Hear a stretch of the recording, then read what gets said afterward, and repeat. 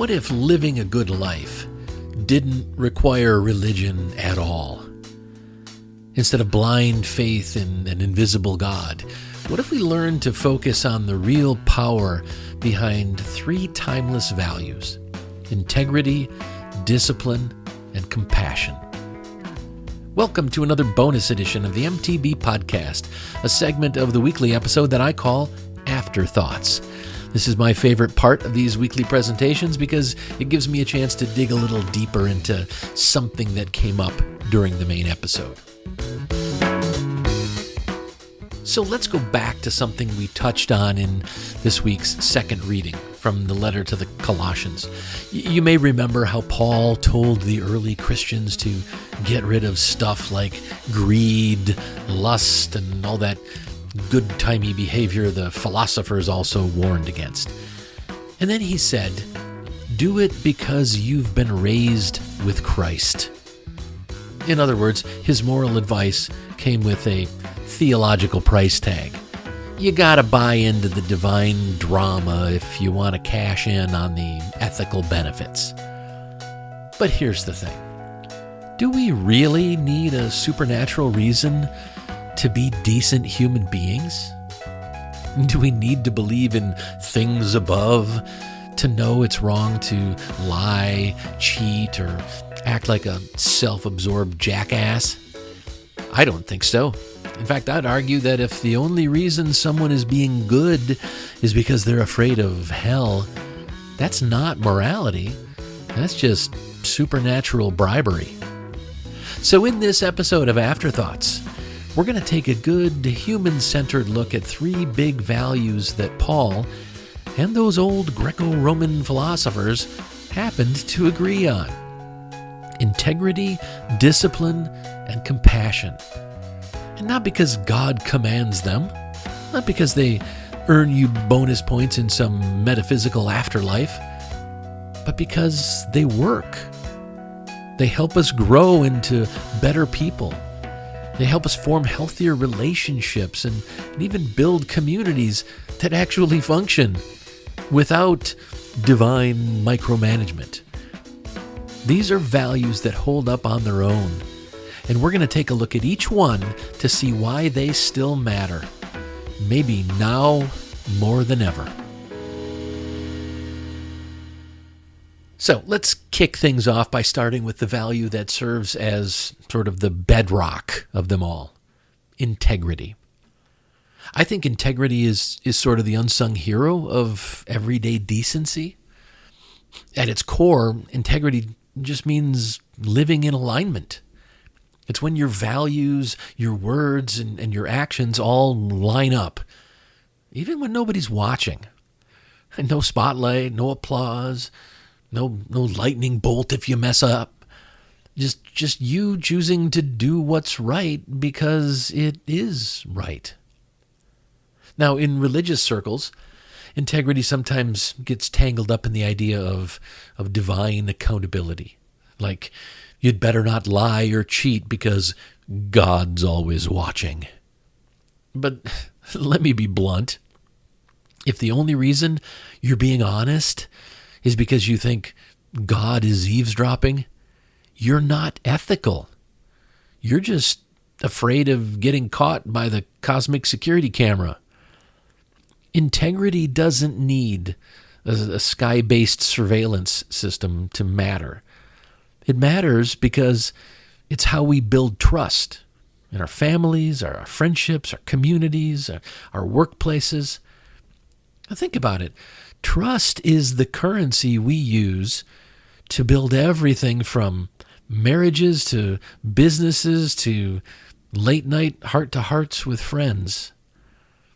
A person with integrity doesn't have to be perfect, but they do have to be somewhat consistent. If you say one thing and do another, people eventually stop listening, and they definitely stop trusting you. If your actions betray your values, and those values aren't that good, people stop believing you even have any values. You might gain short-term wins through deceit or spin, but your long-term reputation, oh, that's toast. Integrity takes a long time to build, and it takes, about 30 seconds to lose. Sometimes just one callous comment or one fat-fingered reply all email that you definitely shouldn't have sent is all it takes.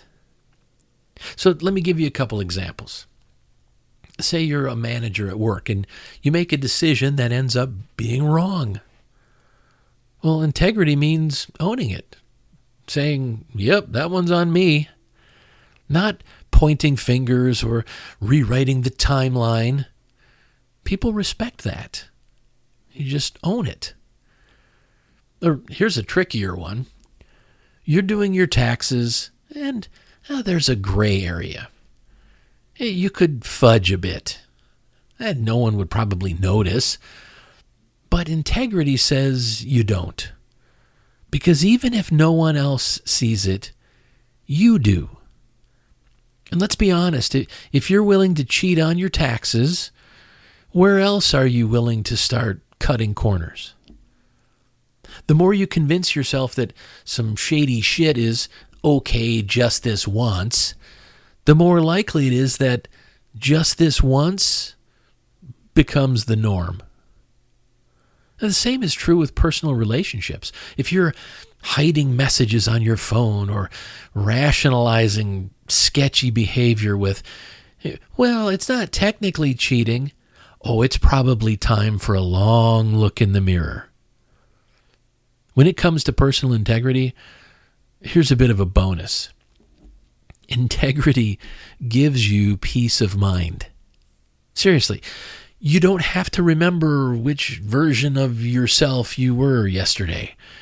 You don't have to remember the details of that lie you told, or you don't have to scramble to cover it up or worry about whether the truth will eventually come out. You get to be one person, whole, solid, trustworthy.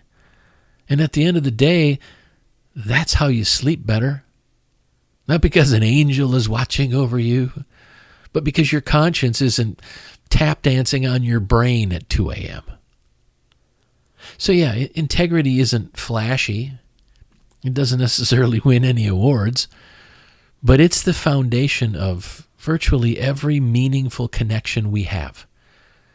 If we want to live well, if we want to lead well, we start with integrity. Okay, now let's talk about discipline. I know that word can sound about as fun as fiber supplement or Monday morning meeting, but hear me out. Discipline is one of the most powerful, underrated forces for good in our lives.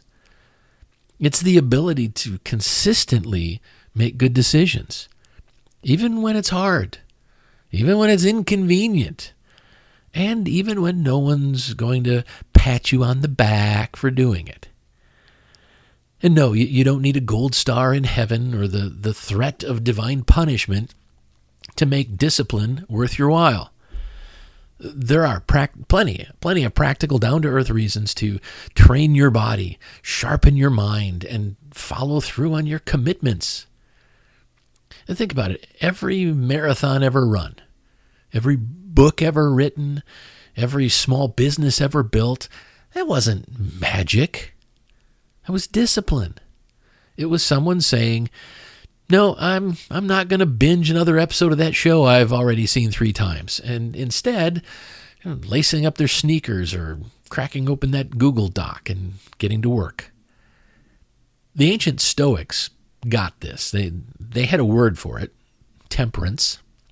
And it wasn't about avoiding fun. It was about moderation, balance, a little restraint.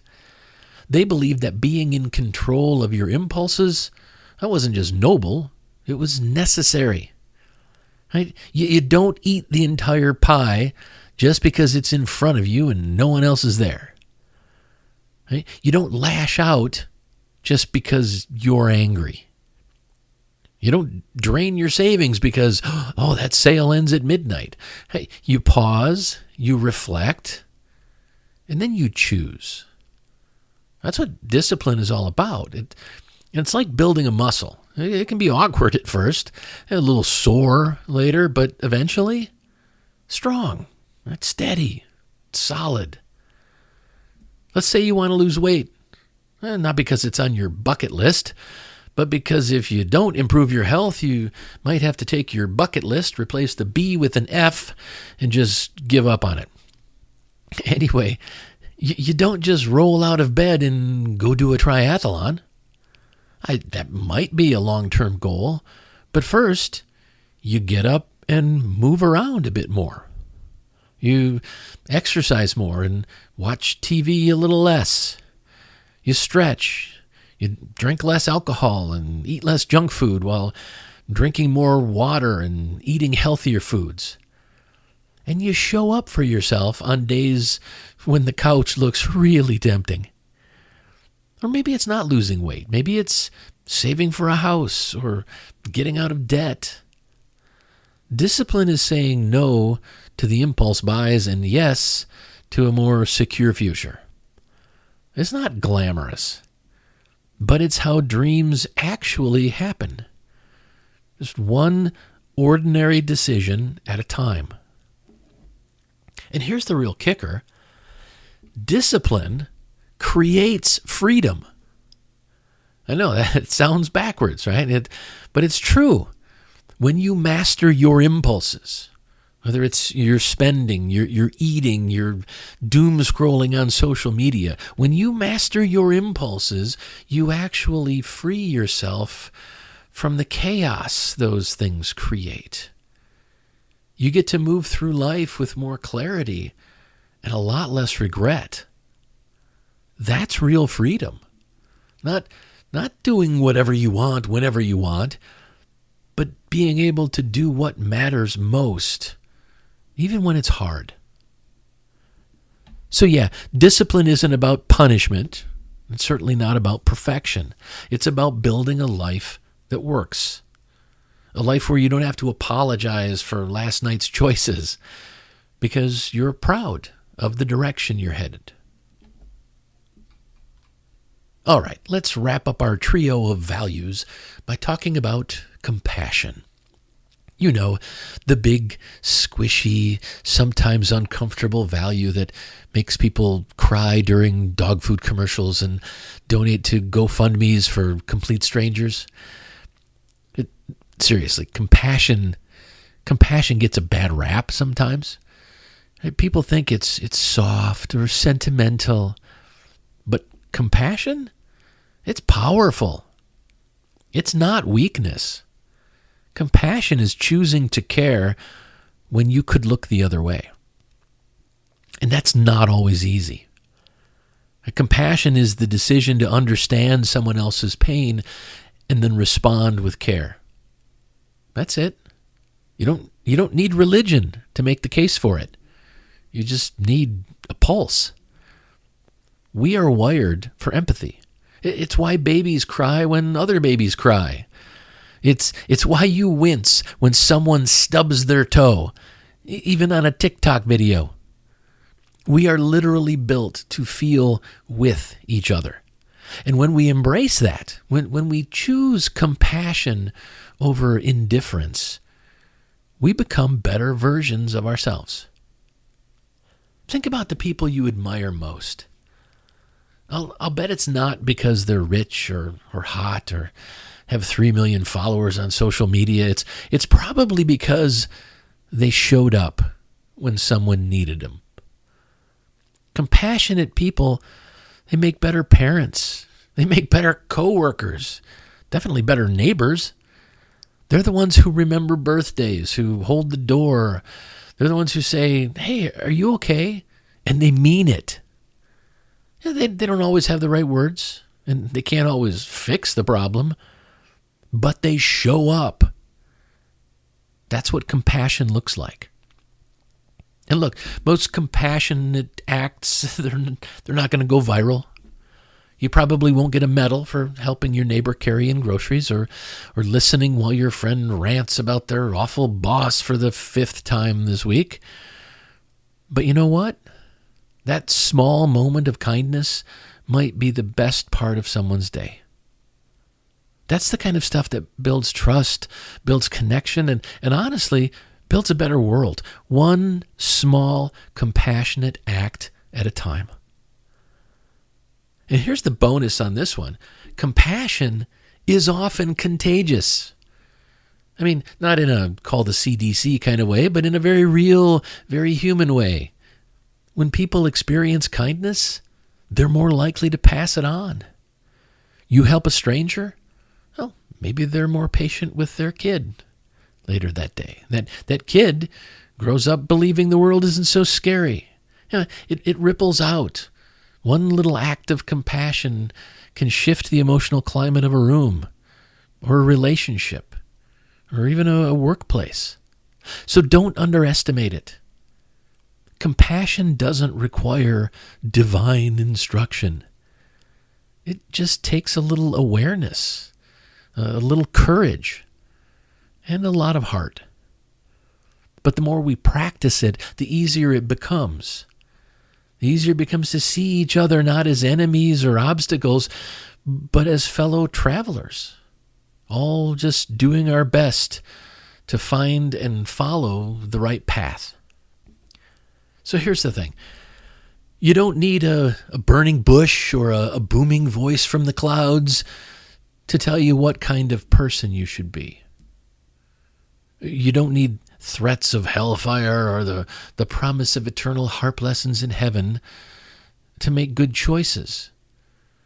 If the only reason you're not cheating, not lying, or not being a jerk is because you're afraid of divine punishment, well, that's not morality. That's just fear-based obedience. And let's be honest, that's the kind of thinking that built some really impressive cathedrals, but has also led to an awful lot of wars. The better model? Start with your values. Try this little practice this week. Before you speak or act, especially in moments that feel heated or maybe a little high stakes, I want you to pause. Just for a second or two. Pause and ask yourself, is what I'm about to say or do in line with my integrity, my discipline, and my compassion? If it's not aligned with all three, then maybe it's worth holding back, rethinking, or approaching the situation differently. I mean, none of us are perfect, but most of us would rather not live with the regret of saying or doing something that we want to take back, but we can't. Choosing to live by these three values, it doesn't make you soft. In fact, it makes you strong. Not flashy Instagram influencer kind of flex your muscles strong, but the kind of strong that builds trust, that forms lasting connections, and creates real change. Because these values, integrity, discipline, and compassion, these values transcend religion. They outlast politics. They reach across cultures and across communities. They're what make us better humans. And they can be the glue that holds society together when everything else feels like it's falling apart. So here's the final takeaway. When we live with integrity, act with discipline, and lead with compassion, there's no need for divine commands. We will become the kind of people the world desperately needs. Honestly, the world could really use more of that right now. Well, thanks for joining me for this episode of Afterthoughts. If you want to keep up on everything I'm doing, please head over to thecodaproject.com and subscribe to my newsletter. You'll get notifications whenever I publish anything, and I'll also keep you updated on the weekly live streams of Mythologizing the Bible. Also, if you subscribe for free over at thecodaproject.com, you'll start receiving my weekly resource called The Weekly Compass. This is a brief, once-a-week guide on a single core value. Think of it as a mini lesson plan for personal growth. It's perfect for families, students, and adults because I include discussion questions designed for each age group. Each weekly issue centers on a short reflection about the week's value, followed by discussion questions that are tailored for different age groups, from kids to college students to adults. And then a simple take action step, like a small challenge or exercise you can do to put that value into practice. Especially for families, it's designed to be an easy way to ensure that at least once a week, you're making time to talk about morality, ethics, and core values. So if you're interested, go subscribe for free at thecodaproject.com. Thanks again for listening. Until next time, keep thinking, keep questioning, and keep seeking the truth.